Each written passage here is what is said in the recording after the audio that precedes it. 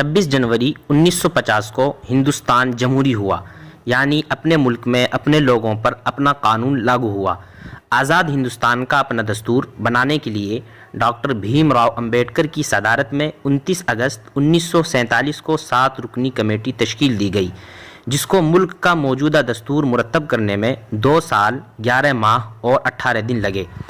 دستور ساز اسمبلی کے مختلف اجلاس میں اس نئے دستور کی ہر ایک شق پر کھلی بحث ہوئی، پھر 26 نومبر 1949 کو اسے قبول کر لیا گیا اور 24 جنوری 1950 کو ایک مختصر اجلاس میں تمام ارکان نے نئے دستور پر دستخط کر دیے۔ یہ دستور برطانوی دستور کا ہی اجرا اور توسیع ہے، جس سے آزاد ہندوستانیوں اور آزاد ہند کا مقصد پورا نہیں ہوتا۔ بہرحال 26 جنوری 1950 کو اس نئے قانون کو لاگو کر کے ملک بھر میں پہلا یوم جمہوریہ منایا گیا۔ اس طرح ہر سال 26 جنوری یوم جمہوریہ کے دن کے طور پر پورے ملک میں جوش و خروش کے ساتھ منایا جاتا ہے، اور 15 اگست 1947 کی طرح یہ تاریخ بھی ملک کا قومی اور یادگار دن بن گئی۔ 26 جنوری کو جشن کے طور پر کیوں مناتے ہیں؟ تو آئیے تاریخ کے اوراق کا مشاہدہ کرتے چلیں۔ جشن کا یہ دن ہندوستانیوں کو یوں ہی نہیں ملا، اس کے لیے بڑی سے بڑی قربانیاں دینی پڑی، لاکھوں جانوں کے نذرانے پیش کرنے پڑے، تب جا کر 26 جنوری کو جشن منانے کا یہ ذرّی موقع ہندوستانیوں کو نصیب ہوا۔ انگریزوں کا پہلا قافلہ 1601 میں دور جہانگیری میں ہی ہندوستان آیا تھا۔ اس حساب سے ہندوستان سے انگریزوں کا انخلاء 1947 میں 346 سال بعد ہوا۔ اس دوران ظلم و بربریت کی ایک طویل داستان لکھی گئی تھی، جس کا ہر صفحہ ہندوستانیوں کے خون سے لالزار ہے۔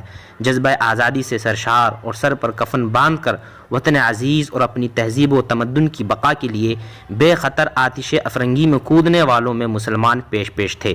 جنگ آزادی میں مسلمانوں کی قربانیاں اگر الگ کر دی جائیں تو ہندوستان کی آزادی کی تاریخ کبھی مکمل نہ ہوگی۔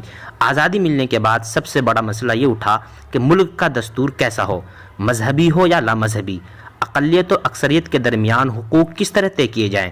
چنانچہ آئین ہند کے ابتدائی حصے میں صاف یہ لکھا گیا ہے کہ ہم ہندوستانی عوام یہ تجویز کرتے ہیں کہ ہندوستان کو ایک آزاد سماجوادی جمہوری ملک کی حیثیت سے وجود میں لایا جائے، جس میں تمام شہریوں کے لیے سماجی، معاشی، سیاسی انصاف اور خیال آزادی، اظہار رائے، آزادیت، عقیدہ و مذہب، انفرادی تشخص اور احترام کو یقینی بنایا جائے گا، اور ملک کی سالمیت و یکجہتی کو قائم و دائم رکھا جائے گا۔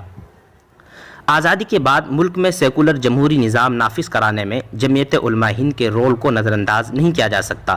جمعیت علماء ہند کی جنرل سیکریٹری مولانا حفظ الرحمان سیوہاروی نے بحیثیت رکن دستور ساز اسمبلی میں اقلیتوں کو مراعات دلانے میں اہم کردار ادا کیا ہے۔ 1971 میں اندرا گاندھی نے دستور کے اسی ابتدائیے میں لفظ سیکولر کا اضافہ کیا تھا۔ ہندوستانی جمہوری نظام ایک بہترین نظام ہے، اس میں مختلف افکار و خیالات اور تہذیب و تمدن کے لوگ بستے ہیں، اور یہی مختلف رنگا رنگی تہذیب یہاں کی پہچان ہے۔